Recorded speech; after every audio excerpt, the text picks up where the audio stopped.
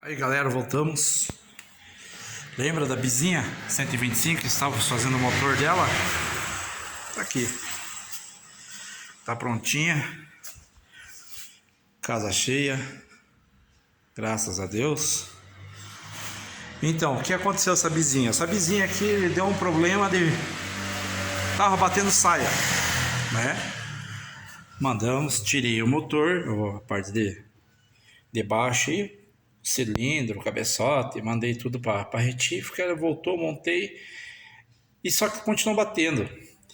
Aí desmontei o motor, comuniquei ao proprietário, o cliente, né?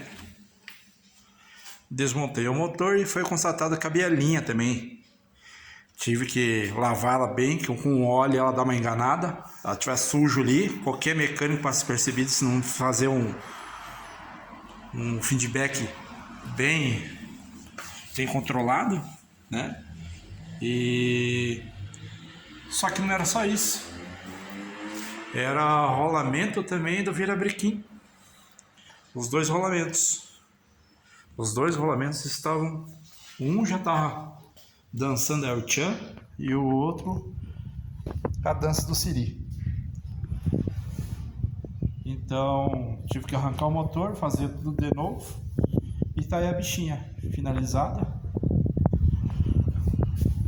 Vamos ligar ela para vocês verem como tá agora.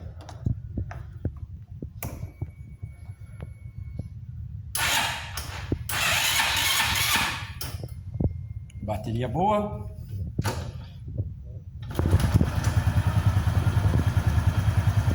Pegou. Ligar no pedal. Tem que trocar a bateria, já foi comunicado ao cliente já.